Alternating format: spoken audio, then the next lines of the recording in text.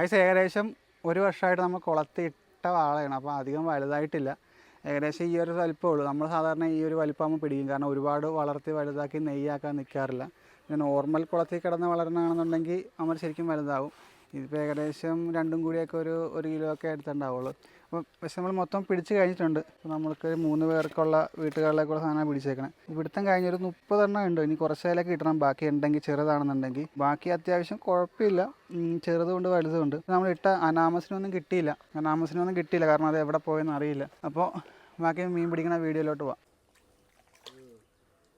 കൊടുക്കടി വീശങ്ങട് തപ്പിയാലും എടുക്കാമല്ലോ. അയ്യോ അതന്നെ